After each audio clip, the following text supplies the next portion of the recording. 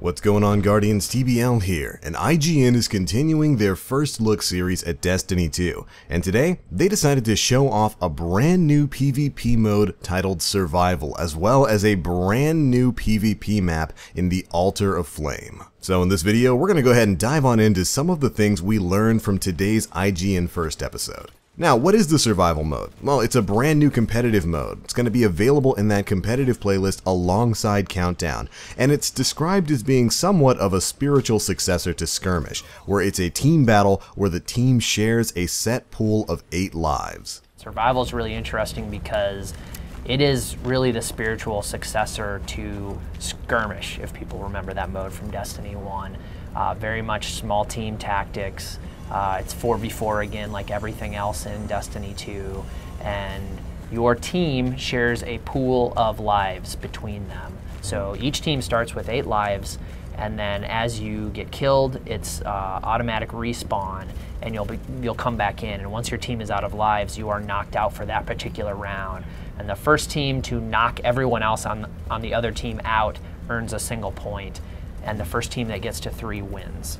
And with the new team size of 4, it basically means it's going to allow for everyone on your team to die at least twice before you run out and lose a round. And from the gameplay we got to see, it looks like it's going to be a fairly intense game mode. Dying is going to cause you to automatically respawn, but once your team runs out of those 8 lives, the round is over. So overall, a very simple scoring system and a very interesting looking game mode. This mode, just like Countdown, is going to be very heavily team-oriented, so you're going to need to communicate with your fire team to make sure nobody's peeking unnecessarily and getting picked off. When your team has a shared pool of lives, everyone has to take a bit of that responsibility. 2 people firing on you, if you're by yourself, you are going to get melted instantly, and so you have to be careful. And we've heard from a lot of people internally that are playing, and they realize that their play style, if it was too aggressive or if they were too lone wolfy, they're having to relearn how they attack these encounters. You want to stick with your team because you and your teammate firing are together on a single target. You can take them down so much quicker than you could in D1. And so especially in a mode like Survival, being caught by yourself, knowing that you pushed when you shouldn't have pushed and losing a life for your team is hugely detrimental. Now, there's also going to be some very interesting quirks to this game mode. For instance, there's only going to be one centralized power ammo spawn. That's right, only one. It's going to be in the middle of the map where there's going to be some slight areas for cover, but ultimately, Lars mentioned that they wanted power ammo to be something both of the teams come together and fight over in a centralized zone. So they put it right smack dab in the middle of the map to ensure that teams would go to war to pick it up. And that was certainly on display in the 7-minute video of the survival game mode that we got from IGN as well. We got to see that when the power ammo was coming up, both of the teams basically converged on it. They were dropping shields and abilities and grenades all over the place. It definitely started quite the gunfight. And I feel like that's overall a smart design choice. We all know how powerful power weapons can be in the PvP environment. Everybody who's played the beta knows what kind of a difference grabbing a fusion rifle can make.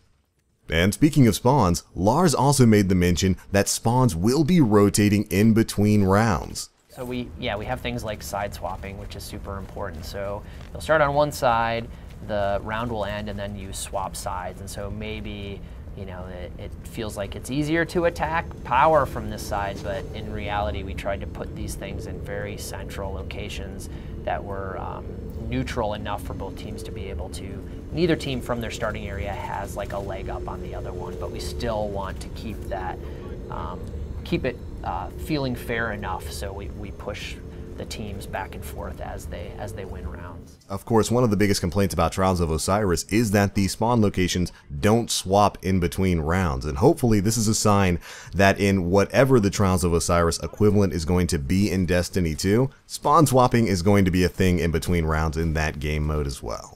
Now, we also got to see a brand new PvP map over the course of this video in the Altar of Flame. This is taking place on Mercury and looks very similar to the overall environment that's available on the Burning Shrine or say at the Lighthouse once you've gotten a full set of wins in the Trials of Osiris.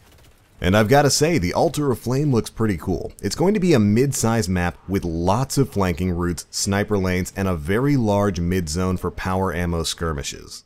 And I'm really digging the way it looks. I was always a really big fan of the Mercury environment, and I kind of wish we got either more PvP maps from there in Destiny 1, or at least maybe a patrol space there for Destiny 1. Because it's just it's a cool looking zone. Mercury, of course, has basically been taken over by the Vex. It's where Osiris calls his home.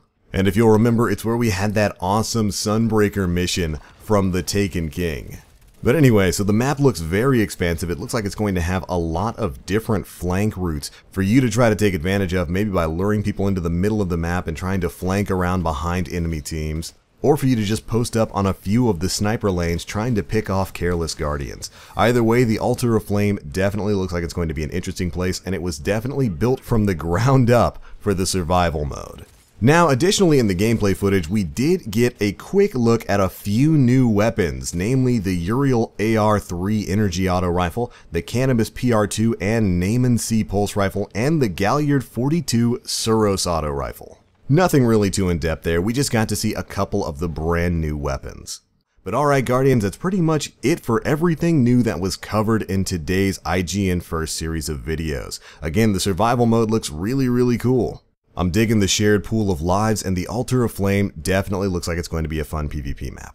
The game mode is going to be launching when Destiny 2 comes out on September 6th as part of the competitive playlist. So, get your fire teams ready for some PvP. But alright, that's it for this one, Guardians. Be sure to let us know what you guys think of the new survival mode down in the comment section below. And make sure you're staying tuned to Planet Destiny, where we will be continuing our coverage of Destiny 2. That's it for this one, guys. Thanks so much for watching, and as always, I am the Black Link.